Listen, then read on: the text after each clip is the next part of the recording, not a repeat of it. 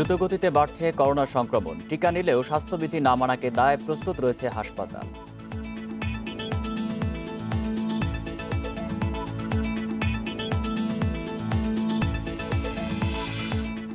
বঙ্গবন্ধুর জন্মশতবার্ষিকীতে বর্ণাঢ্য আয়োজন, অবদান স্মরণ, বিশ্ব নেতাদের অপতৎপরতা রুখে দেওয়ার আহ্বান প্রধানমন্ত্রীর।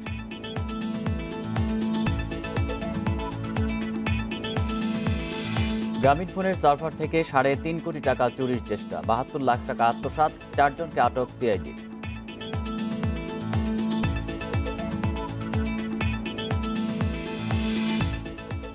স্বাস্থ্যবিধি মেনে আজ শুরু হচ্ছে অমর একুশে গ্রন্থমেলা, পরিসর হচ্ছে দ্বিগুণ, মাস্ক পরা বাধ্যতামূলক।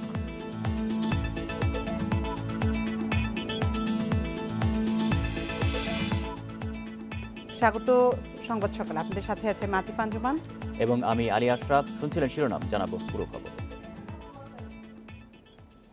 সারা দেশে করোনা সংক্রমণ বেড়েই চলছে। অসচেতনতা এবং টিকা নিলেও স্বাস্থ্যবিধি না মানায় আক্রান্তের সংখ্যা বাড়ছে বলে মনে করছেন চিকিৎসকেরা।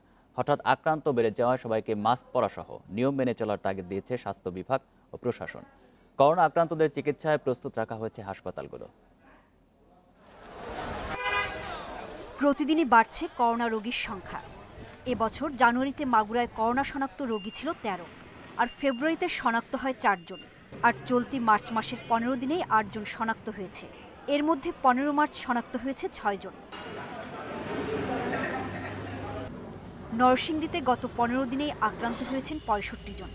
এর আগে ফেব্রুয়ারিতে ৩৬ এবং জানুয়ারিতে ৩২ জনের শরীরে করোনা শনাক্ত হয়। সংক্রমণ রোধে টিকা নেয়ার পাশাপাশি মাস্ক ব্যবহার, সামাজিক দূরত্ব নিশ্চিত করা এবং সচেতনতার পরামর্শ দিচ্ছে স্বাস্থ্য বিভাগ। উপসর্গ দেখা মাত্রই আপনারা নিকটস্থ সরকারি হাসপাতালে আপনার জরুরি বিভাগ অথবা বহির্বিভাগে আপনার চিকিৎসকের পরামর্শ নেবেন। দীর্ঘ ১ মাস করোনা শূন্য থাকার পর শরীয়তপুরে আবারও সংক্রমণ শুরু হয়েছে। গত ১ সপ্তাহে জেলায় অন্তত ৫ জনের দেহে মিলেছে ভাইরাস। করোনা বৃদ্ধির কারণ হিসেবে মাস্ক ব্যবহার না করা এবং অসচেতনতাই দায়ী করছে প্রশাসন। অনেকে মনে করছে যে কোভিড ইনজেকশন দেওয়ার পর হয়তো আমাদের আর স্বাস্থ্যবিধি না মানলেও চলবে, কিন্তু দেখা যাচ্ছে যে ভ্যাকসিনেশন পরেও অনেকে এই স্বাস্থ্যবিধি মানছে না, যার ফলে পজিটিভ সংখ্যা দিন দিন বেড়েই চলছে। করোনা বাড়ছে দেশের প্রায় সব জেলায়। সভা সমাবেশ, ওরসসহ নানা উৎসব অনুষ্ঠানের আয়োজন বেড়েছে। এছাড়া মানুষের ভিড় বেড়েছে বাজার, রাস্তাঘাট, শপিং মলে। সংক্রমণের হার কমাতে নমুনা সংগ্রহ এবং চিকিৎসা সেবা বাড়ানোর দাবি জানিয়েছেন এলাকার লোকজন। বিভিন্ন ধরনের কর্মসূচি নিতে হবে, সচেতনতা বৃদ্ধি করতে হবে, নইলে আরো ভয়াবহ রূপ ধারণ করবে। তবে সংক্রমণ নিয়ন্ত্রণ রাখতে প্রয়োজনে কঠোর ব্যবস্থার কথা বলছে প্রশাসন। গণপরিবহন যতখানি সম্ভব কম ব্যবহার করতে হবে এবং অপ্রয়োজনীয় অনুষ্ঠান পারলে না করাই ভালো। এমন পরিস্থিতিতে মাস্ক পরা এবং স্বাস্থ্যবিধি মেনে চলতে ভ্রাম্যমাণ আদালতের অভিযান জোরদার করা হয়েছে। সোহেলি জাহান, ইন্ডিপেন্ডেন্ট নিউজ ডেস্ক। করোনা সংক্রমণ বাড়লেও রাজধানীর গণপরিবহনগুলো একেবারেই মানা হচ্ছে না স্বাস্থ্যবিধি। যাত্রীদের মুখে মাস্ক থাকলেও নেই চালক হেলপারের মুখে। বেশিরভাগ বাসে গাদাগাদি করে চলছে মানুষ। সরকারি নির্দেশনা অনুযায়ী বাসে ওঠার আগে যাত্রীদের স্যানিটাইজার দেওয়ার কথা থাকলেও তা একেবারেই মানা হচ্ছে না। আরও জানাতে মহাখালী থেকে যোগ দিচ্ছেন সহকর্মী মাহমুদুল হাসান পারভেজ। স্বাস্থ্যবিধি না মানার বিষয়ে যাত্রী, চালক আর হেলপাররা কি বলছেন? প্রশাসনের কোনো নজরদারি আপনি দেখতে পাচ্ছেন কিনা? না, প্রশাসনের নজরদারি যেটা বলছিলেন সেটি একেবারে নেই বললেই চলে। আমি সকাল থেকেই রাজধানীর বেশ কয়েকটি জায়গায় ঘুরেছি। ঘোরার পর যেটি মনে হয়েছে যে অফিসগামী যেসব যাত্রী আছেন সকালবেলা, তারা মাস্ক কেউ পরছে না এমনটি লক্ষ্য করেছি। তবে বেশিরভাগই কিন্তু মাস্ক পরছেন না। এবং আপনি নিশ্চয়ই আমার ছবিতে নিশ্চয় দেখতে পাচ্ছেন একজন যাত্রী যিনি আছেন তিনি মাস্ক না পরেই তার গন্তব্যে যাচ্ছেন। মূলত যেই নির্দেশনা দিয়ে গত বছর গণপরিবহন চালু করেছিল সরকার, তার অন্যতম ছিল যে হেল্পার, ড্রাইভার এবং যাত্রী যারা আছেন তাদেরকে অবশ্যই গণপরিবহনে ওঠার সময় মাস্ক পরতে হবে। একই সঙ্গে আরেকটি নির্দেশনা ছিল, বিশেষ করে যে গাদাগাদি করে যাত্রী নেওয়া যাবে না, অর্থাৎ স্বাস্থ্যবিধি মেনে প্রতিটি সিটের জন্য সিটের বিপরীতে যাত্রী থাকতে হবে, অর্থাৎ দাঁড়িয়ে বা গাদাগাদি করে নেওয়া যাবে না, এমন কিন্তু নির্দেশনা দিয়েই কিন্তু গত বছর গণপরিবহনগুলো চালু করেছিল। কিন্তু সেই নির্দেশনা কিন্তু এখন একেবারে বাস্তবায়ন হচ্ছে না বলে বলা যেতে পারে। এবং আমি গণপরিবহন কয়েকজন নেতার সঙ্গেও কথা বলেছি, তারা বলছে যে তারা এই ধরনের নির্দেশনা দিয়েছেন, কিন্তু যেহেতু যখন বাসগুলো চলছে অর্থাৎ গণপরিবহন চলছে, তারা কিন্তু সেই নির্দেশনা মানছে না বলে এদের সঙ্গেও বেশ কয়েকজনের সঙ্গে কথা বলা আমার হয়েছে। তারা যেটি বলছেন যে কেউ বলছেন যে ভুলে গেছেন, কেউ বলছে পকেট আছেন, অনেকে দেখছি যে বিশেষ করে সরকার এই যে করোনা মাস্ক পরা হয়, কিন্তু যাত্রীদের যে ভাষ্য সেটি অনেকেই ভুলে গেছেন এবং অনেকে দেখি কুর্তিতে মাস্ক পরে আছে, অর্থাৎ পুরোপুরি যে মাস্ক মুখমণ্ডল ঢেকে থাকবে, নাক ঢেকে থাকবে সেই কিন্তু হচ্ছে না। আপনি নিশ্চয় দেখতে পাচ্ছেন যে একজন চালক তিনি যে কথাই বলছিলাম যে কুর্তিতে মাস্ক পরা, এবং আমাকে দেখে কিন্তু ক্যামেরা দেখে কিন্তু তিনি পুরো মাস্ক বলেন। এই ধরনের চিত্র কিন্তু দেখা যাচ্ছে, অর্থাৎ মাস্ক ছাড়াই চলাফেরা করছেন, কিন্তু যখনই ক্যামেরা দেখছেন, যখন গণমাধ্যম কর্মীদের দেখছেন, তখনই তারা এক ধরনের সচেতন হচ্ছে বলা যেতে পারে। এবং একই সঙ্গে যে কথাটি বলে শেষ করতে চাই তা হলো যে আপনি নিশ্চয়ই জানেন যে বেশ কয়েকদিন ধরে করোনা সংক্রমণ বাড়ছে এবং প্রায় 1500, 1700, 1800 এই ধরনের প্রতিদিনই সংক্রমণ সংখ্যা আমরা জানতে পারছি। সরকার থেকে নির্দেশনাও দেওয়া হচ্ছে যে মাস্ক অবশ্যই পরতে হবে, কিন্তু সেটি কিন্তু পরিলক্ষিত হচ্ছে গণপরিবহনে। এই ছিল সর্বশেষ। মহাখালী থেকে জানাচ্ছিলেন সহকর্মী মাহমুদুল হাসান পারভেজ। সব অপতৎপরতা রুখে দিয়ে দেশকে উন্নতির দিকে নিয়ে যাওয়ার আহ্বান জানিয়েছেন প্রধানমন্ত্রী শেখ হাসিনা। বঙ্গবন্ধুর জন্ম শতবার্ষিকী ও স্বাধীনতার সুবর্ণ জয়ন্তীর 10 দিনব্যাপী আয়োজনের প্রথম দিনের অনুষ্ঠানের ভাষণে এই আহ্বান জানান তিনি। অনুষ্ঠানে ভিডিও বার্তায় বিভিন্ন দেশের রাষ্ট্র ও সরকার প্রধানরা বলেছেন বাংলাদেশের পাশে থাকার কথা। জাতীয় প্যারেড গ্রাউন্ডে 10 দিনব্যাপী আয়োজনের প্রথম দিনের থিম ভেঙেছে দুয়ার, এসেছো জ্যোতির্ময়। অনুষ্ঠানে দেখানো হয় মুজিব চিরন্তন থিম নিয়ে তৈরি অ্যানিমেশন, মুজিব বর্ষের থিম সং, বিমান বাহিনীর ফ্লাইপাস্টের প্রামাণ্য চিত্র। এরপর চীন, জাপান, কানাডার রাষ্ট্র সরকার প্রধানদের পাঠানো ভিডিও বার্তা শোনানো হয়। শেখ হাসিনার নেতৃত্বে বাংলাদেশ উন্নতি করে চলেছে। সোনার বাংলা গড়ে তুলতে সবসময় সহযোগিতা করবে চীন। আপনারা আজ স্বাধীনতার 50 বছর পালন করতে পারছেন কারণ শেখ মুজিবুর রহমান স্বাধীন ও গণতান্ত্রিক দেশের স্বপ্ন দেখেছিলেন। স্বাধীনতার সময় থেকে সোনার বাংলা অর্জনে জাপান সহায়তা দিচ্ছে। এ সম্পর্ক সামনের দিনগুলোতে আরো বৃদ্ধি পাবে। বঙ্গবন্ধুর জন্মশতবার্ষিকী ও স্বাধীনতার সুবর্ণ জয়ন্তীর আয়োজনে যোগ দিয়ে মালদ্বীপের প্রেসিডেন্ট ইব্রাহিম মোহাম্মদ সোলি বলেন, বঙ্গবন্ধু বহু প্রজন্মের জন্য অনুকরণীয় হয়ে থাকবেন। He was an uncompromising advocate of democracy and political freedom. Sheikh Mujib বহু প্রজন্মের জন্য অনুকরণীয় হয়ে থাকবেন। দক্ষিণ এশিয়ার একজন মহান নেতা ছিলেন তিনি, যিনি স্বাধীনতার জন্য লড়াই করেছিলেন। রাজনীতিবিদদের বঙ্গবন্ধুর জীবন থেকে শিক্ষা নিয়ে দেশ ও জাতির সেবায় নিজেকে নিয়োজিত করার আহ্বান জানান রাষ্ট্রপতি আব্দুল হামিদ। কিছু সুবিধাবাদী লোক রাজনীতিটাকে পেশা বানিয়ে ফেলেছেন। রাজনীতি আর পেশা এক জিনিস নয়। আসুন বঙ্গবন্ধুর জীবনাদর্শ ও কর্ম থেকে শিক্ষা নিয়ে নিজেদের দেশ ও জনগণের সেবায় নিয়োজিত করি। সমাপনী বক্তব্যে প্রধানমন্ত্রী শেখ হাসিনা অনুষ্ঠানে অংশ নেয়া রাষ্ট্র ও সরকার প্রধানদের এবং অতিথিদের শুভেচ্ছা জানিয়ে বলেন, বঙ্গবন্ধুর স্বপ্ন পূরণে অপ্রতিরোধ্য গতিতে এগিয়ে যাবে বাংলাদেশ। বাংলাদেশ বিরোধী অপশক্তি এখনো দেশে বিদেশে সক্রিয় রয়েছে। তারা নানা অপতৎপরতার মাধ্যমে এই অর্জনকে নস্যাৎ করতে চায়। জাতির পিতা বঙ্গবন্ধু শেখ মুজিব এর শুভ জন্মদিনে আসুন আমরা ঐক্যবদ্ধভাবে সকল অপতৎপরতা প্রতিহত করে প্রিয় মাতৃভূমিকে উন্নয়ন অগ্রগতির পথ ধরে সামনে এগিয়ে নিয়ে যাই। অনুষ্ঠানে আগত অতিথিদের মুজিব চিরন্তন শ্রদ্ধা স্মারক উপহার দেয়া হয়। এরপর শুরু হয় সাংস্কৃতিক অনুষ্ঠান। যার নামের ওপর পতাকার মতো দুলতে থাকে স্বাধীনতা, সেই ধন্য পুরুষের জন্মশতবার্ষিকীতে তাকে শুধু বাংলাদেশ নয়, স্মরণ করলেন বিশ্ব নেতারা। জাতির জনকের জন্মশতবর্ষ এবং বাংলাদেশের স্বাধীনতার সুবর্ণ জয়ন্তীর মাহেন্দ্রক্ষণে জাতীয় প্যারেড গ্রাউন্ডে এক অনন্য আয়োজন, যেখানে বঙ্গবন্ধুর আদর্শে উজ্জীবিত হয়ে মানুষের জন্য মানুষের স্বার্থে রাজনীতি করার আহ্বান জানালেন বিশ্ব নেতারা। অনিমেষ কর, ইন্ডিপেন্ডেন্ট নিউজ, ঢাকা। শৈশবে অন্যদের থেকে আলাদা ছিলেন শেখ মুজিবুর রহমান। ছেলেবেলা থেকেই পরোপকারী ছিলেন বঙ্গবন্ধু। ছোট বয়স থেকেই তিনি শিখেছেন ধৈর্য, অধ্যাবসায়।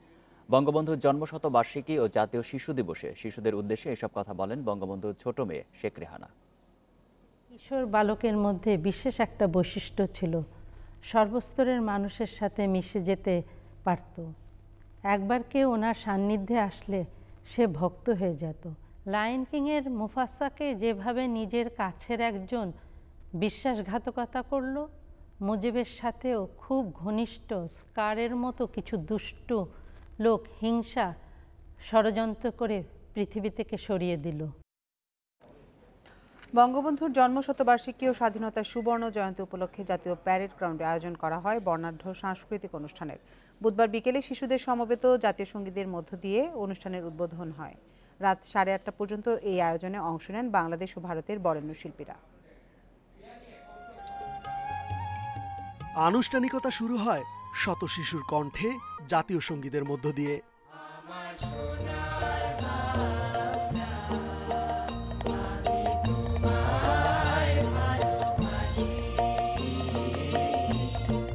আলোচনার পর শুরু হয় বঙ্গবন্ধু জন্মশতবার্ষিকীর সাংস্কৃতিক আয়োজন।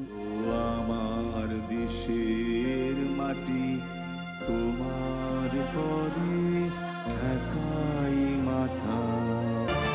জনগণের ঐক্যবদ্ধ প্রদর্শন করা হয় প্রামাণ্যচিত্র, তুলে ধরা হয় বঙ্গবন্ধুর বর্ণাঢ্য জীবন। গড়ে তুলতে পারি উন্নততর ভবিষ্যৎ।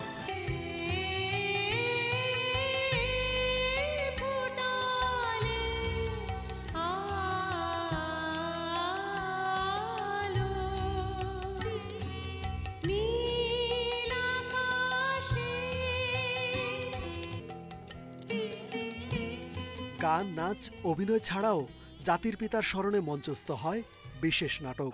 এবারে সংগ্রাম স্বাধীনতার সংগ্রাম।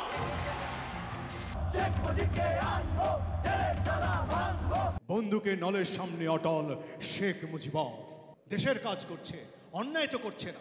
দেশি বিদেশি শিল্পীদের অভিনয় শৈলীতে তুলে ধরা হয় বাংলার এ মহামানবের আন্দোলন সংগ্রামের ইতিহাস। ফুটিয়ে তোলা হয় রাজনৈতিক জীবনের নানা চড়াই উতরাই। কোনো অবস্থাতেই আমাদের নিয়ে চিন্তা করো না, দেশের আজ তোমাকে প্রয়োজন। বর্ণিল আতশবাজির মাধ্যমে শেষ হয় প্রথম দিনের আয়োজন। বঙ্গবন্ধুর জন্মশতবর্ষ ও স্বাধীনতার সুবর্ণ জয়ন্তীর নানা অনুষ্ঠান চলবে 26 মার্চ পর্যন্ত। রেজওয়ানুল হক, ইন্ডিপেন্ডেন্ট নিউজ, ঢাকা। বঙ্গবন্ধুর জন্মশতবার্ষিকীতে সিলেটে চলছে 3 দিনের বর্ণাঢ্য অনুষ্ঠান। আয়োজনে রয়েছে জাতির পিতার স্মরণে নাচ, গান, কবিতা আবৃত্তির পাশাপাশি আলোচনা সভা। এছাড়া বঙ্গবন্ধুর জীবন নির্ভর দুর্লভ কিছু স্থিরচিত্রের প্রদর্শনী রয়েছে এই আয়োজনে। সিলেট জেলা স্টেডিয়ামে অনুষ্ঠান চলবে শুক্রবার পর্যন্ত। টঙ্গীপাড়ার যে ঘরে জন্মেছিলেন স্বাধীন বাংলার স্থপতি, সেই ঘরের আদলেই তৈরি করা হয় অনুষ্ঠান মঞ্চ। সিলেটে বঙ্গবন্ধুর জন্মশতবার্ষিকীর অনুষ্ঠান চলছে এই জেলা স্টেডিয়ামেই। প্রতিদিন নান্দনিকভাবে তুলে ধরা হচ্ছে বঙ্গবন্ধুর জীবনকালে বিভিন্ন সময়ের দুর্লভ স্থিরচিত্র। এছাড়াও গান, কবিতা, প্রবন্ধ পাঠ এবং নৃত্যানুষ্ঠানের মাধ্যমে জাতির পিতাকে উপস্থাপন করছেন শিল্পীরা। ওনার কর্মময় জীবনের সব ছবি নিয়ে প্রদর্শনী। আমি নিজেও আসলে এখানে অনেক দুর্লভ কিছু ছবি দেখলাম যা আগে কখনো দেখি নাই। বঙ্গবন্ধুকে নিয়ে কবিতা, গান তাদের কণ্ঠেও তুলে রেখে যাচ্ছি আগামী প্রজন্মের কাছে, এবং এদের হাত ধরেই বাংলাদেশ যতদিন থাকবে ততদিন বঙ্গবন্ধু থাকবে। বঙ্গবন্ধু উৎসবে এসে, শিশু কিশোর উৎসবে এসে আমার অনেক ভালো লাগছে। এখানে নৃত্য, গান এবং নানা ধরনের অনুষ্ঠান হচ্ছে। বঙ্গবন্ধুকে নতুন প্রজন্মের কাছে বর্ণাঢ্যভাবে তুলে ধরতে এই উৎসব বলে জানান আয়োজকরা। আমরা মহানায়কটা প্রত্যেকটি উপজেলায় আমরা এটা প্রদর্শনী করব। উপজেলার প্রদর্শনী শেষে আমাদের চিন্তা আছে যে আমরা বিভিন্ন জেলায় প্রদর্শনী করতে করতে গিয়ে আমরা টুঙ্গিপাড়ায় গিয়ে শেষ প্রদর্শনী করব। প্রতিদিন বিকেল 4টা থেকে রাত 9টা পর্যন্ত এসব আয়োজন সবার জন্য উন্মুক্ত। উৎসব শেষে প্রত্যেক উপজেলায় গীতি, নৃত্যনাট্য, মহানায়ক পরিবেশন করবেন স্থানীয় শিল্পীরা। মাধব কর্মকার, ইন্ডিপেন্ডেন্ট নিউজ, সিলেট। মানুষের অর্থনৈতিক মুক্তি ছিল বঙ্গবন্ধুর লক্ষ্য। বঙ্গবন্ধুর পথ ধরেই স্বাধীনতার 50 বছরে বাংলাদেশ উন্নয়নশীল দেশের তালিকায় উঠে এসেছে বলে মনে করেন অর্থনীতিবিদরা। এই অগ্রগতিকে ত্বরান্বিত করতে দক্ষ জনশক্তি এবং উৎপাদনশীলতা বাড়ানোর উপর জোর দেন তারা। পাশাপাশি টেকসই উন্নতির জন্য অর্থনীতির জন্য আর্থিক খাতে প্রয়োজনীয় সংস্কারের পরামর্শ তাদের।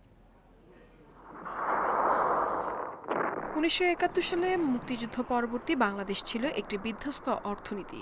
বেশিরভাগ সড়ক, সেতু ও অবকাঠামো বিনষ্ট করেছিল পাক হানাদাররা। স্বাধীনতার পর সাহায্য নির্ভর বাংলাদেশের পরিচয় থেকে বেরিয়ে স্বনির্ভর বাংলাদেশ গঠনের পরিকল্পনা নিয়েছিলেন বঙ্গবন্ধু। যুদ্ধবিধ্বস্ত বাংলাদেশকে আত্মনির্ভরশীল করে তোলাই ছিল তার প্রথম পঞ্চবার্ষিক পরিকল্পনার মূল বিষয়। কৃষি ঋণের ব্যবস্থা করলেন, ব্যাংকগুলোকে সাজালেন, সব মিলে তিনি এগোতে থাকলেন। শিল্প বাধ্য হয়েই তিনি রাষ্ট্রীয়করণ করলেন এবং প্রাইভেট ইনভেস্টমেন্ট যেটা ছিল 25 লক্ষ টাকা থেকে তুলে 3 কোটি টাকায় নিয়ে গেলেন। তার মানে দেশটি চলছিল মহাসড়কেই ছিল, উন্নয়নের মহাসড়কেই ছিল। বঙ্গবন্ধুর উন্নয়ন চিন্তা ছিল সব শ্রেণীর জন্য। কৃষিকে অগ্রাধিকার দিয়ে তিনি স্বনির্ভর পরিকল্পনা সাজিয়েছিলেন। তবে দেশের উন্নতি হলেও ধনী গরিবের বৈষম্য নিয়ে সতর্ক করেন এই অর্থনীতিবিদ। পেশাভিত্তিক কোনো ভেদাভেদ থাকবে না, সব মানুষ সমান হবে, আয়ে সমান হবে, মর্যাদায় সমান হবে। এইখানে পুঁজিবাদী অর্থনীতি প্রবৃদ্ধির এমন একটা শক্তি, সামাজিক সুরক্ষা বলয় সৃষ্টি করলেন, তাতেও কুলিয়ে উঠতে পারছেন না। বঙ্গবন্ধুর অন্তর্ভুক্তিমূলক উন্নয়ন এগিয়ে নিতে নিরলস প্রচেষ্টা চালিয়ে যাচ্ছেন তার সুযোগ্য কন্যা দেশের প্রধানমন্ত্রী শেখ হাসিনা।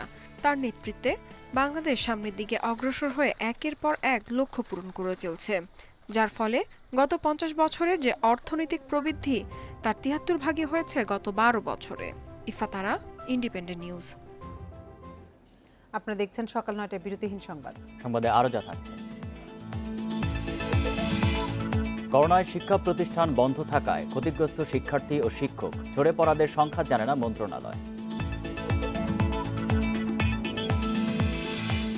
কুইন্সটাউন থেকে ডানাডিনে বাংলাদেশ দল প্রথম ওয়ানডে দুদিন পর টেলরের চোটে নিউজিল্যান্ডের অস্বস্তি। স্বাস্থ্যবিধি মেনে আজ শুরু হচ্ছে 2021 সালের বাংলা একাডেমির অমর 21 গ্রন্থমেলা। বেলা 4টায় প্রধানমন্ত্রী শেখ হাসিনা ভিডিও কনফারেন্সের মাধ্যমে এই মেলার উদ্বোধন করবেন। মেলা চলবে 14 এপ্রিল পর্যন্ত। মেলার পরিসর গত বছরের তুলনায় প্রায় দ্বিগুণ। এবার প্রায় 15 লাখ বর্গফুট আয়তনে বিস্তৃত হচ্ছে গ্রন্থমেলা। বৃষ্টি হলে বইপ্রেমীদের আশ্রয় দিতে মেলা প্রাঙ্গণে তৈরি হয়েছে 4টি শেড।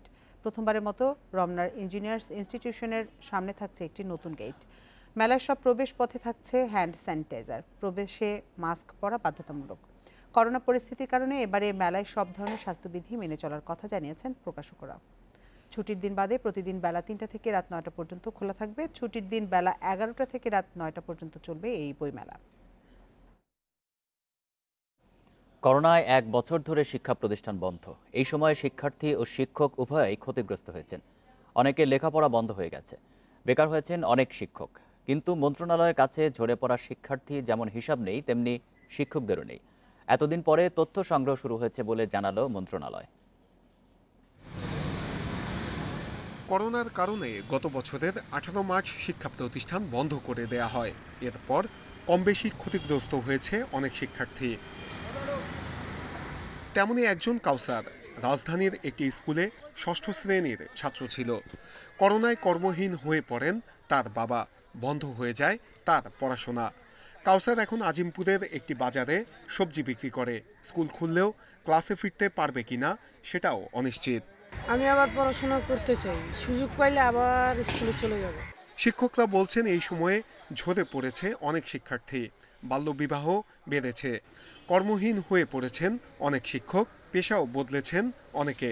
এই ক্ষতি পোষানো কতটুকু সম্ভব তা নিয়ে রয়েছে সংশয়। অনেক প্রতিষ্ঠানের অনেক শিক্ষক রয়েছে যারা ইতিমধ্যে চাকরি ছেড়ে দিয়ে অন্য পেশায় চলে গেছে বা অন্য কিছু করার চেষ্টা করতেছে। অনেকে চাকরিচ্যুত হয়েছেন এবং অনেকে মানবত জীবনযাপন করছে। করোনার সময়ে কি পরিমাণ শিক্ষার্থী ঝরে পড়েছে তার সঠিক হিসাব নেই মন্ত্রণালয়ের কাছে। শিক্ষা সংশ্লিষ্টরা বলছেন এখন থেকেই শিক্ষার্থীদের তথ্য নিতে হবে, সেই সঙ্গে ঝরে পড়া শিক্ষার্থীদের ক্লাসে ফিরিয়ে আনতে সমন্বিতভাবে উদ্যোগ নিতে হবে। মন্ত্রণালয় বলছে শিক্ষা খাতে কতটুকু ক্ষতি হয়েছে সেটি নিরূপণে কাজ চলছে। এরপর সব ধরনের পদক্ষেপ নেওয়া হবে। যে এটা একেবারে মেথডিক্যাল স্টাডি এবং খুব বড় ধরনের ডেটা নিয়ে আমরা এই কাজটা করার চেষ্টা করছি। আর সেই ভিত্তিতে আমরা এই 2021 সালে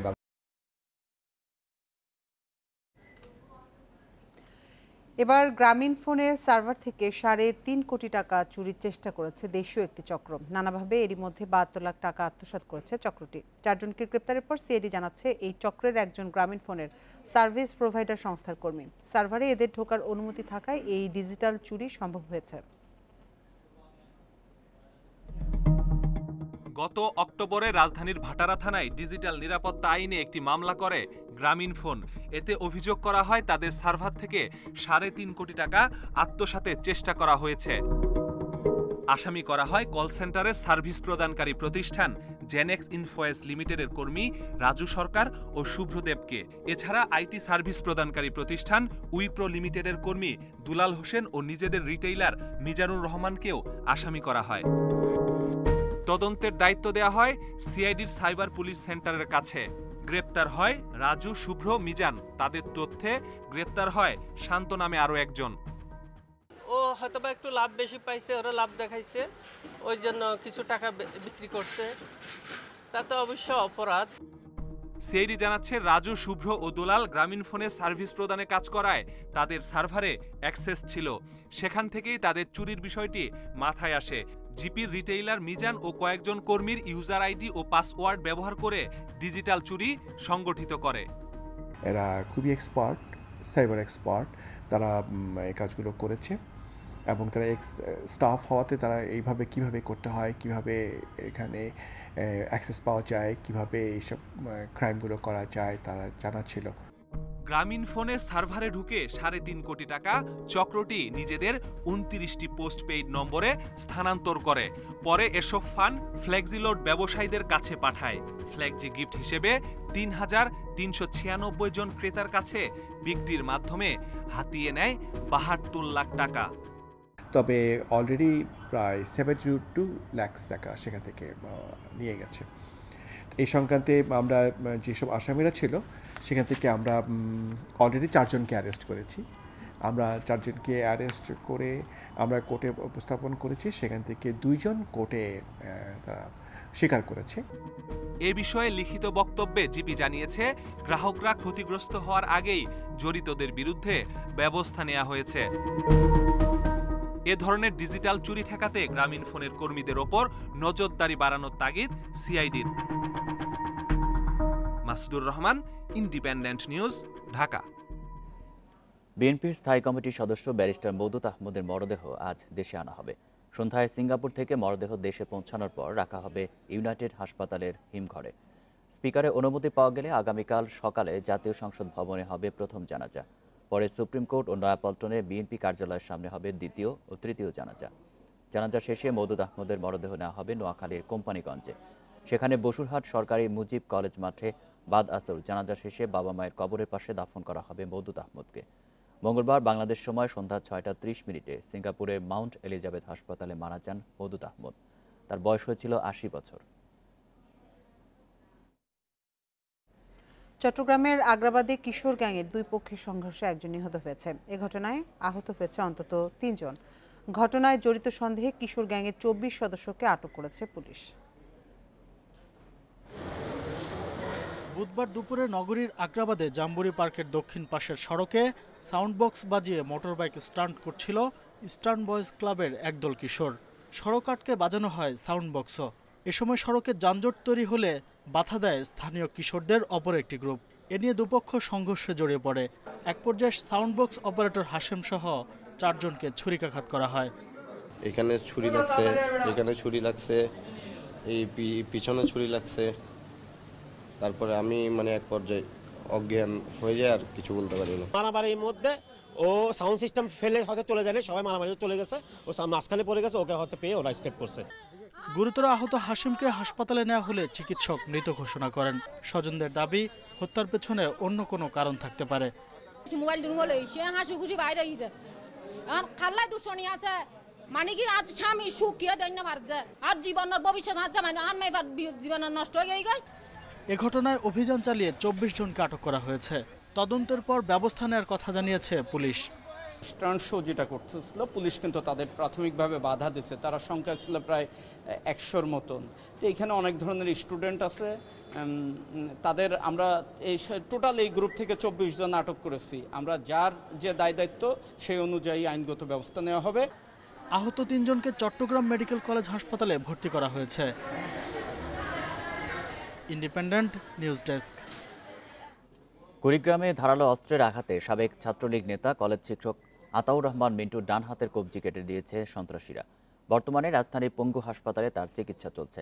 এই ঘটনার জন্য জেলা আওয়ামী লীগের এক নেতার অনুসারীদের দায়ী করছেন মিন্টু। এদিকে হামলার পর এখনও মামলা হয়নি। কুড়িগ্রামের রাজারহাট উপজেলার মজিদা আদর্শ কলেজের প্রভাষক ও জেলা ছাত্রলীগের সাবেক সিনিয়র সহসভাপতি আতাউর রহমান মিন্টুর ওপর সন্ত্রাসী হামলা হয় মঙ্গলবার দুপুরে।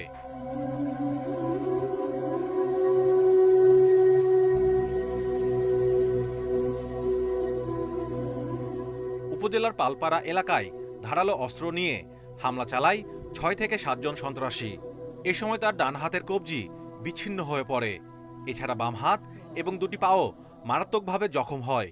আমি যখন আমার বাসা থেকে আমার প্রজেক্টে যাচ্ছিলাম, ঠিক সেই সময় তারা আমাকে রাস্তায় গতিরোধ করে তারা আক্রমণ শুরু করে এবং 2 হাতের কবজি, 2 পা তারা নৃশংসভাবে এই জখমগুলো করে।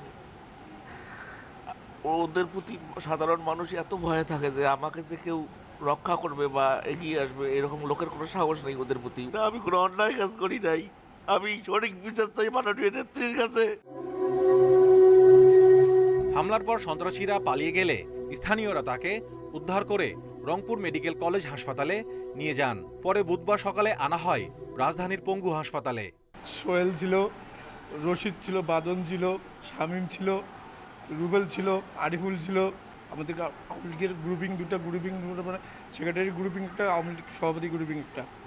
ওরা সেক্রেটারি গ্রুপিং থেকে রাজনীতি করে। এর আগে 2014 সালেও সন্ত্রাসী হামলার শিকার হন এই সাবেক ছাত্রলীগ নেতা।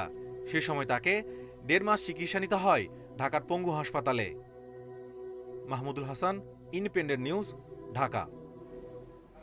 তৃতীয় লিঙ্গের মানুষ যেমন সামাজিকভাবে অবহেলিত, তেমনি তাদের অভ্যন্তরীণ দ্বন্দ্বের কারণে ঘটা হত্যাকাণ্ডকেও খুব একটা গুরুত্ব দেওয়া হচ্ছে না।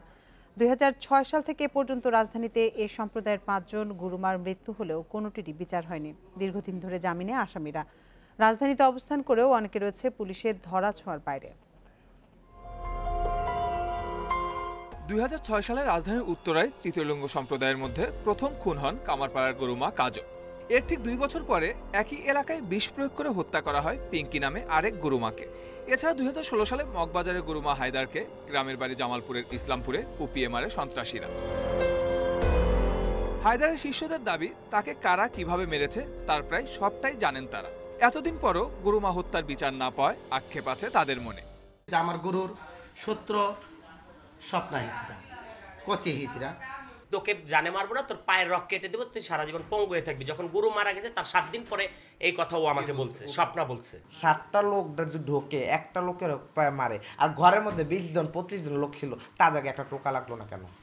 এসব মামলার চার্জশিট জমা হলেও আসামিদের কেউ আছেন জামিনে, অনেকেই আবার ধরাছোঁয়ার বাইরে।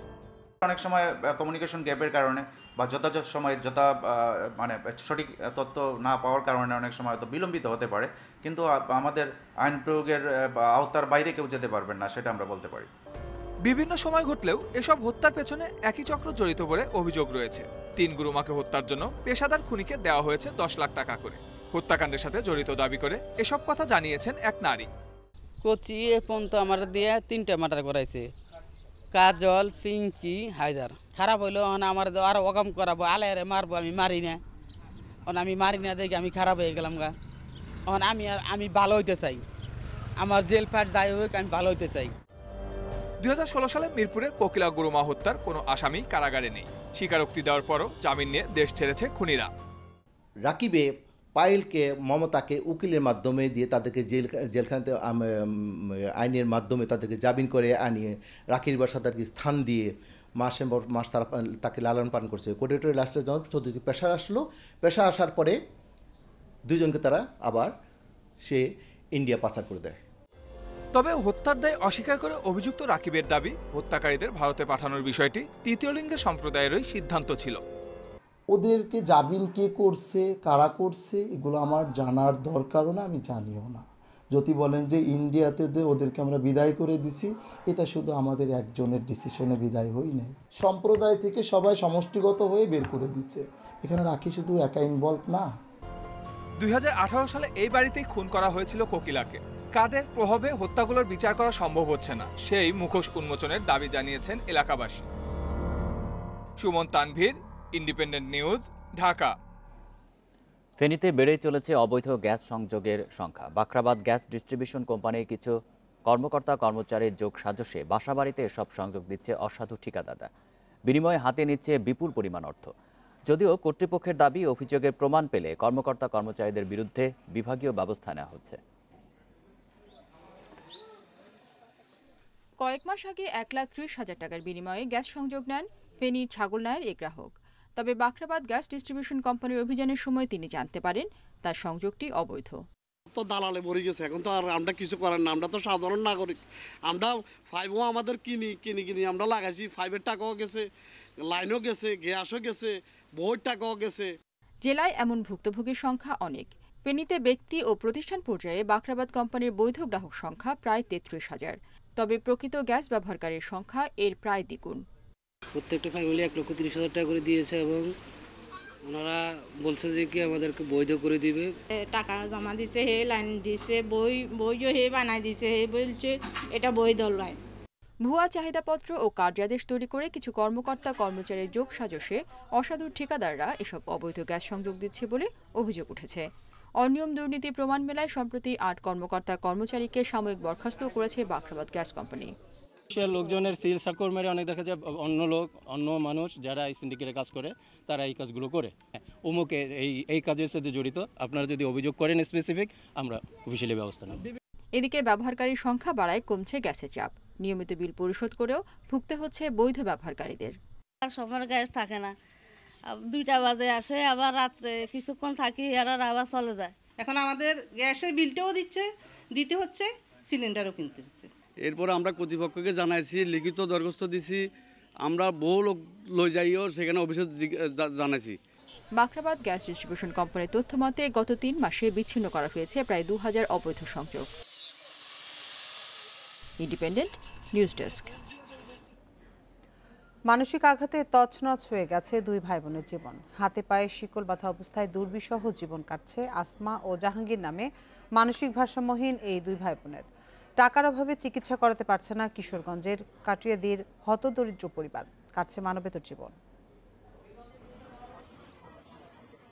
ভাগ্যর নির্মম পরিহাস, শিকলবন্দি 2 ভাই বোনের জীবন।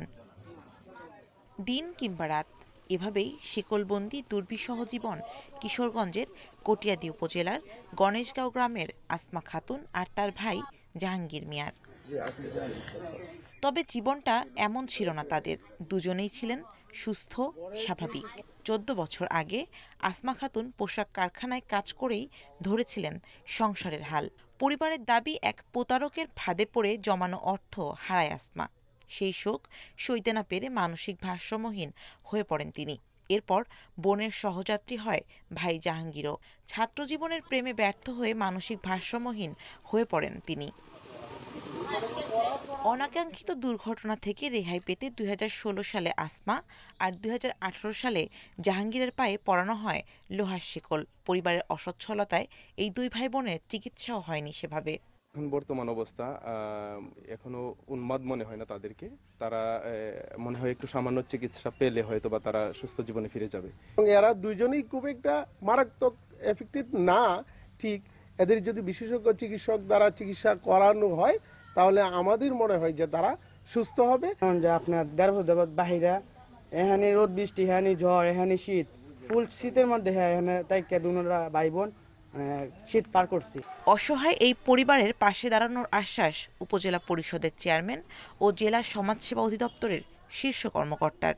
বাচ্চাদের একটা রাইট আছে, তাদের অধিকার আছে সুস্থ হয়ে বাঁচার। এই অধিকারের প্রতি এই দাবির প্রতি আমি সম্মান রেখে বলছি, আমি উপজেলা পরিষদের পক্ষ থেকে যা কিছু করা দরকার বা এটা মন্ত্রণালয়ের পক্ষ সরকারের পক্ষ থেকে যতটুকু সম্ভব ততটুকু আমার পক্ষ থেকে সবকিছু ব্যবস্থা নেওয়া হবে। আমরা এদের ব্যাপারে খোঁজখবর নেব, তাদের চিকিৎসার ব্যাপারে আমরা সহায়তা করব। তাছাড়া তাদের যদি ভাতার প্রয়োজন হয় আমরা তাদের জন্য ভাতারও ব্যবস্থা করব সমাজসেবা অধিদপ্তর। স্থানীয়রা চান মানসিক ভারসাম্য হারানো দুই ভাই বোনের জীবনে আসুক কোনো সুখকর সমাধান। Independent news desk. এবছর দীর্ঘমেয়াদী বন্যার প্রভাবে আমন জাতের ধানের ফলন হয় টাঙ্গাইলে। ঘাটতি পুষিয়ে নিতে বোরোর ফলন বাড়াতে বেশ কিছু পদক্ষেপ নিয়েছে কৃষি বিভাগ। হাইব্রিড জাতের বোরো আবাদে আগ্রহী করতে জেলার 60,000 কৃষককে বিনামূল্যে বীজ বিতরণ করা হয়েছে। দীর্ঘমেয়াদী বন্যার কারণে এবার টাঙ্গাইলে বেশ কিছু এলাকায় নাভি জাতের আমন ধান রোপণ করেছিল কৃষকরা। এর জেরে জেলায় আমন ধানের গড় ফলন কমে যায়। সেই ঘাটতি পুষিয়ে নিতে বোরো ধানের আবাদে বাড়তি মনোযোগ দিয়েছে কৃষি বিভাগ। সরকারি প্রণোদনার আওতায় ফলন বাড়াতে জেলার প্রায় 60,000 কৃষককে বিনামূল্যে দেওয়া হয়েছে উচ্চ ফলনশীল ধানের বীজ।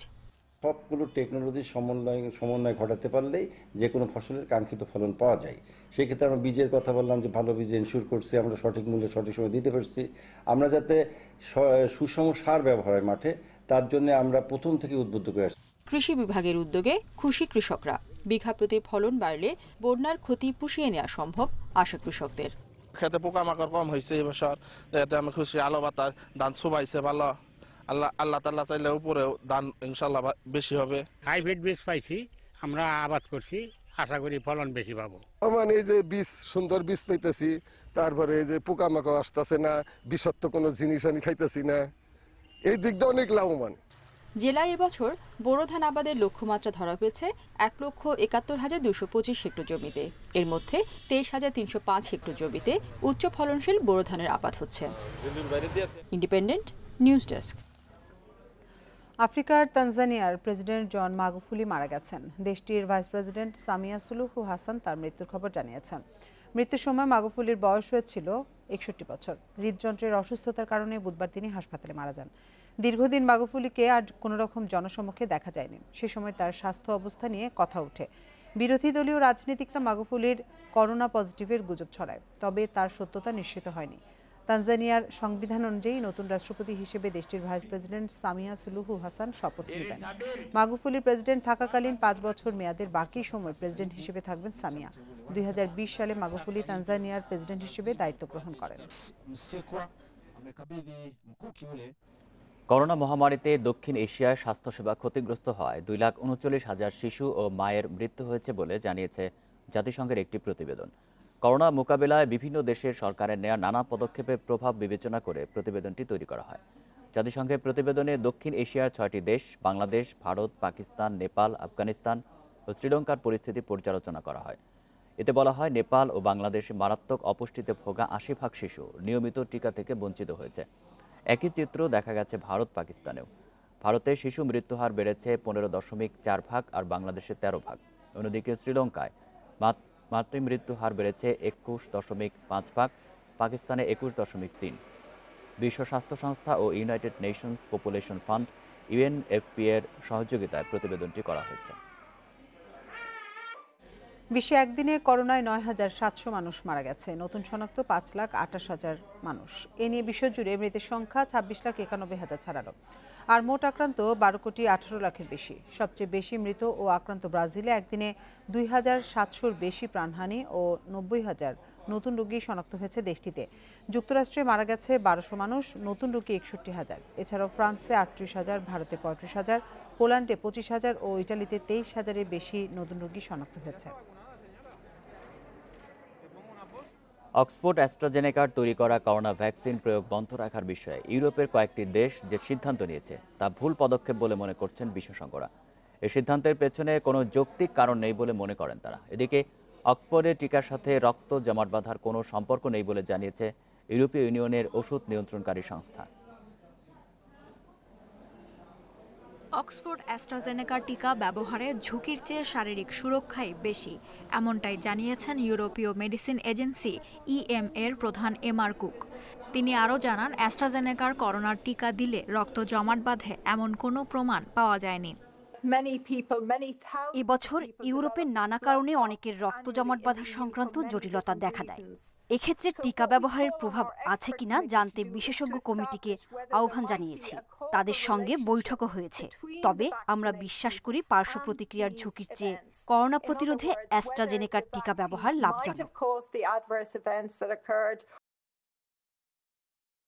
এদিকে অক্সফোর্ড অ্যাস্ট্রাজেনেকার করোনার টিকা নিরাপদ বলে জানিয়েছেন যুক্তরাজ্যের স্বাস্থ্যমন্ত্রী ম্যাট হ্যানকক। যুক্তরাজ্যের মেডিসিন পর্যবেক্ষক দলের প্রতিবেদন বলছে, টিকার কারণে জটিল কোনো পার্শ্ব প্রতিক্রিয়ার প্রমাণ পাওয়া যায়নি। আমরা শুরু থেকেই বলে আসছি এই টিকা নিরাপদ এবং রেগুলেটরদের নিয়মানুযায়ী টিকা প্রয়োগ করা হচ্ছে। বিশ্বব্যাপী ভ্যাকসিন প্রয়োগ শুরুর পর সংক্রমণ কমতে শুরু করেছে, মানুষের জীবন রক্ষা পাচ্ছে। তাই সুযোগ যেহেতু আছে, আমি বলবো ভ্যাকসিন নিন। এদিকে অ্যাস্ট্রাজেনেকা প্রস্তুতকারকদের হিসাব অনুযায়ী এ পর্যন্ত যুক্তরাজ্যের 1,70,00,000 মানুষ অন্তত একটি ডোজ পেয়েছে। এর মধ্যে মাত্র 40 জনের দেহে রক্ত জমাট বাঁধার তথ্য পাওয়া গেছে। তবে ইউরোপীয় মেডিসিন এজেন্সি জানিয়েছে তাদের তদন্ত এখনও চলছে। চূড়ান্ত প্রতিবেদন প্রকাশ হবে বৃহস্পতিবার। এই ইস্যুতে বৈঠক করেছেন বিশ্ব স্বাস্থ্য সংস্থার বিশেষজ্ঞরাও। এদিকে ইউরোপের বিভিন্ন দেশকে টিকা কার্যক্রম চালিয়ে যাওয়ার আহ্বান জানিয়েছে সংস্থাটি। Lutfa Fauzia, independent news. আগামী 5 বছরে 5 লাখ কর্মসংস্থানের প্রতিশ্রুতি দিলেন পশ্চিমবঙ্গের তৃণমূল নেত্রী মমতা বন্দ্যোপাধ্যায়। বুধবার ঘোষণা করা হয় 10 দফা নির্বাচনী ইশতেহার। এদিকে 2 জায়গায় ভোটার হওয়ায় বিজেপির শুভেন্দু অধিকারীর মনোনয়ন বাতিলের দাবি তৃণমূল কংগ্রেসের। নির্বাচনের ইশতেহার তৃণমূল কংগ্রেসের, সর্বভারতীয় তৃণমূল কংগ্রেসের, এখানে আমি উপস্থাপনা করছি। বেকারত্ব কমানো, বিধবা ভাতা, সহজ শর্তে শিক্ষা ঋণ দেওয়ার প্রতিশ্রুতি দিয়ে 10 দফা নির্বাচনী ইশতেহার ঘোষণা করেছেন পশ্চিমবঙ্গের তৃণমূল নেত্রী মমতা বন্দ্যোপাধ্যায়। বুধবার কালীঘাটের বাড়ি থেকে এক সংবাদ সম্মেলনে ইশতেহার দেন তিনি। যা যা প্রতিশ্রুতি ছিল, আমরা 100 জায়গায় 110% আরো বেশি কাজ করেছি। যে কাজগুলো ইতিমধ্যে আমরা করে গেছি তা সারা পৃথিবীর নজর কেড়েছে এবং আপনারা জানেন আমাদের অনেকগুলো কাজ সারা বিশ্বে 1 নম্বর হয়েছে। ধর্ম বর্ণ নির্বিশেষে সবাইকে নিয়ে কাজ করার অঙ্গীকার তৃণমূল নেত্রীর। স্বাস্থ্যসাথী, কন্যাশ্রী, রূপশ্রীর পাশাপাশি বেশ কিছু নতুন প্রকল্পের প্রতিশ্রুতিও রয়েছে ইশতেহারে। জয়ী হলে রাজ্যের সব পরিবারকে বছরে 6,000 টাকা করে দেওয়ারও অঙ্গীকার করেন। এক জাতি এক প্রাণ একতা, যত মত তত পথ, এই সমস্ত নিয়ে আমরা কিন্তু সবাইকে নিয়েই চলতে চাই এবং বাংলা তার বারবার প্রমাণ দিয়েছে বাংলায় কখনো ভাগাভাগি হয়নি। আমি এখনো পর্যন্ত যারা বামপন্থী বন্ধুরা আছেন, যারা নো ভোট টু বিজেপি বলছেন, আমি তাদের অভিনন্দন জানাই। এছাড়া আবাসন, বিদ্যুৎ ও পানীয়র ক্ষেত্রে বিশেষ প্রকল্পের কথাও জানান ইশতেহারে। এর আগে 11 মার্চ ইশতেহার ঘোষণার কথা থাকলেও নন্দীগ্রামে আহত হওয়ার ঘটনায় তা পিছিয়ে যায়। এদিকে নন্দীগ্রামে বিজেপির প্রার্থী শুভেন্দু অধিকারীর নাম ভোটার তালিকা থেকে বাদ দেওয়ার দাবি জানায় তৃণমূল কংগ্রেস। ভোটার তালিকায় শুভেন্দুর নাম 2 জায়গায় থাকার অভিযোগ দলটির। সায়রা খান, ইন্ডিপেন্ডেন্ট নিউজ। 7 বছর পর চ্যাম্পিয়ন্স লিগের কোয়ার্টার ফাইনালে চেলসি। শেষ 16-র দ্বিতীয় লেগে অ্যাটলেটিকোর বিপক্ষে জয় 2-0 গোলে। এতে 3-0 অ্যাগ্রেগেটে পরের রাউন্ডে থমাস টুখেলের দল। অ্যাওয়ে ম্যাচে 1 গোলের জয়ে এগিয়ে ছিল চেলসি। খড়ে মাঠে পাল্টা আক্রমণে 34 মিনিটে প্রথম সাফল্য পায় দ্য ব্লুজ। ভের্নারের ক্রসকে জালে লক্ষ্য দেন হাকিম জিয়েক। দ্বিতীয়ার্ধেও অব্যাহত স্বাগতিকদের দাপট। ম্যাচের ইনজুরি টাইমে অ্যাটলেটির হতাশা বাড়ান এমারসন। এই জয়ে 13 ম্যাচ অপরাজেয় রইল চেলসি। অন্যদিকে দ্বিতীয় লেগেও লাৎসিওকে 2-1 গোলে হারিয়েছে চ্যাম্পিয়ন বায়ার্ন মিউনিখ। প্রথমে দলকে এগিয়ে নেন লেভানডস্কি, পরে ব্যবধান বাড়ান চুপোমোটিং। লাৎসিওর হয়ে 1 গোল শোধ দেন পারলো। 6-2 অ্যাগ্রিগেটে শেষ 8-এ বায়ার্ন। সোহেল সুমনদের চ্যাম্পিয়ন হতে সর্বোচ্চ দিতে মুখিয়ে সবাই। আজ দুপুরে নেপালের উদ্দেশ্যে দেশ ছাড়বে বেঙ্গল টাইগার্স। বৃহস্পতিবার নেপাল যাবে জাতীয় দল। আগের দিন কাজী সালাউদ্দিন দেখা করলেন ফুটবলারদের সাথে। দলকে চ্যাম্পিয়ন দেখতে চান তিনি। শিরোপা জেতার সাহসই যেন দিয়ে গেলেন বাফুফে সভাপতি। দেশের শেষ অনুশীলনে নিজেদের ঝালিয়ে নিয়েছে সাদ সুফিলরা। কন্ডিশনের সাথে মানিয়ে নিতে টুর্নামেন্টের 5 দিন আগেই নেপাল যাচ্ছে টিম বাংলাদেশ। কোচের কাছে শিরোপা হবে বোনাস, লক্ষ্য বিশ্বকাপ বাছাই প্রস্তুতি, কিন্তু ফুটবলাররা জিতেই ফিরতে চান। নেপালের মাঠে খেলতে গেলে আমাদের একটু ডিফিকাল্ট হয়, তারপরও যেহেতু আমরা একটু আগে যাচ্ছি আমরা এটা মানিয়ে নেওয়ার চেষ্টা করব। অবশ্যই আমরা চাবো যে ট্রফিটা আমাদের দেশে নিয়ে আসতে, বাট এই জিনিসটা আপনি এখন যে যত ভালো টিমই হোক কেউ বলতে পারবে না ওভার কনফিডেন্স দিয়ে যে আমি ট্রফি নিয়ে আসবো। ফরওয়ার্ডদের ব্যর্থতায় গোল না পাওয়া এদেশের ফুটবলে নিয়মিত চিত্র, সেটা বদলে দিতে প্রস্তুত আছেন সুমন রেজা। উত্তর বাড়িধারার এই ফরওয়ার্ড লিগে করেছেন 6 গোল। জীবন ভাইয়ের জায়গায় খেলতে পারলে নিজেদের ভালো লাগবে। জীবন ভাই একজন অভিজ্ঞ স্ট্রাইকার, সেই পজিশনটায় নিজেকে প্রমাণ করার চেষ্টা করব। আমি যে একজন স্ট্রাইকার হিসেবে দলে আসছি, কোচ জেমিডে এখানে আমাকে সুযোগ দিলে অবশ্যই আমি ভালো করব। জামাল ভুঁইয়াকে ছাড়াই দেশের মাটিতে প্রস্তুতি শেষ করেছে বেঙ্গল টাইগার্স। তবে নেপালে অনুশীলনের প্রথম দিন থেকেই অধিনায়ককে পাওয়ার আশা ম্যানেজমেন্টের। Abidur Rahman, independent news, Dhaka. Queenstown থেকে এখন ডানাডিনে বাংলাদেশ দল। এখানেই সিরিজের প্রথম ওয়ানডে ম্যাচের আগে প্রস্তুতিতে মনোবল বাড়ানোর লক্ষ্য টাইগারদের। ক্রাইস্টচার্চের 14 দিনের কোয়ারেন্টাইন শেষে কুইন্সটাউনে হয়েছে 5 দিনের অনুশীলন ক্যাম্প। নিজেদের মধ্যে একটি প্রস্তুতি ম্যাচও খেলেছে বাংলাদেশ। বোলাররা চ্যালেঞ্জের সম্মুখীন হলেও কন্ডিশনের সাথে মানিয়ে নিয়েছেন ব্যাটসম্যানরা। 20 মার্চ ডানাডিনে ইউনিভার্সিটি ওভালে 3 ম্যাচ সিরিজের প্রথম ওয়ানডে। ক্রাইস্টচার্চে পরের ম্যাচ 23 মার্চ, আর শেষ ওয়ানডে হবে 26 মার্চ ওয়েলিংটনে। ওয়ানডের পর আছে 3 ম্যাচের টি-20 সিরিজ। মুজিব বর্ষের মেয়াদ বাড়ায় নতুন করে স্বপ্ন দেখছে বিসিবি। সুযোগ পেলে এশিয়া একাদশ ও বিশ্ব একাদশের মধ্যে 2টি টি-20 আয়োজন করবে ক্রিকেট বোর্ড। এদিকে টেস্ট ফরম্যাটের গুরুত্ব বাড়াতে ভিন্নভাবে ভাবছেন বিসিবি সভাপতি। পেশাদারি কাঠামোতে পরিস্থিতি সামাল দিতে চান। পরবর্তী কেন্দ্রীয় চুক্তিতে বড় পরিবর্তনের আভাসও দিয়েছেন নাজমুল হাসান পাপন। হাজার বছরের শ্রেষ্ঠ বাঙালি তিনি। বঙ্গবন্ধুর জন্মশতবার্ষিকীতে উৎসব মুখর পুরো দেশ। আয়োজনে বাড়তি আগ্রহ ছিল ক্রিকেট সমর্থকদের, কিন্তু মহামারীতে আকস্মিক হলো ছন্দপতন। করোনার কারণে স্থগিত হয়েছে এশিয়া বিশ্ব একাদশের 2টি ম্যাচ। মুজিব বর্ষের মেয়াদ বাড়ায় জেগেছে নতুন সম্ভাবনা। স্থগিত ম্যাচগুলো আবার আয়োজনের আশা দেখছে বিসিবি। এরই মধ্যে শুরু হয়েছে হোমওয়ার্ক। যদিও আন্তর্জাতিক সূচির সাথে সমন্বয় এক্ষেত্রে বড় চ্যালেঞ্জ। পাশাপাশি উদ্বেগ আছে করোনা পরিস্থিতি নিয়েও। যেহেতু এটা এক্সটেন্ডেড হয়েছে ডিসেম্বর পর্যন্ত, এই জন্ম শতবার্ষিকী উদযাপনটা, সেই জন্য আমাদের কাছে এখন আবার একটু আমরা আশার আলো দেখছি যে হয়তো এটাকে আবার করা যেতে পারে। কিন্তু এর সাথে সাথে এটাও আমাদের মাথায় মনে রাখতে হবে যে কোভিড সিচুয়েশনও কিন্তু খুব খারাপের দিকেই যাচ্ছে এখন। ফ্র্যাঞ্চাইজি লিগের দাপটে কঠিন আন্তর্জাতিক ক্রিকেটের সূচি মেলানো। চাপ সামলাতে না পেরে টেস্ট ফরম্যাটের প্রতি আগ্রহ হারাচ্ছেন তারকারা। পুরো বিষয়টি পেশাদারি কাঠামোতে আনার পরিকল্পনা বিসিবির। অনেকের অনেক ফরম্যাটের খেলার ইচ্ছা কম, বা কনফিডেন্স কম, বা ইচ্ছা নাই, জানি না। তো সেই জন্যই আপনাদেরকে যেটা বলেছি যে আমরা এই মে জুন মাসের মধ্যেই যদি আমরা জেনে যাই কে কোন ফরম্যাটে খেলতে ইচ্ছুক না, তাহলে আমরা সেই অনুযায়ী টিম করতে পারবো। পরবর্তী কেন্দ্রীয় চুক্তিতে আসছে বড় পরিবর্তন, ইঙ্গিত বিসিবি সভাপতির। উদীয়মান ক্রিকেটারদের দলে থিতু হবার জন্য যথেষ্ট সময় দেয়া হবে, আশ্বস্ত করেছেন তিনি। জহিরুল ইসলাম, ইন্ডিপেন্ডেন্ট নিউজ, ঢাকা। এ ছিল এখনকার সংবাদে। আর ইন্ডিপেন্ডেন্ট টেলিভিশনের সব খবরে বিস্তারিত জানতে চোখ রাখুন ফেসবুক, ইউটিউব এবং টুইটারে। এতক্ষণ সাথে থাকার জন্য ধন্যবাদ সবাইকে।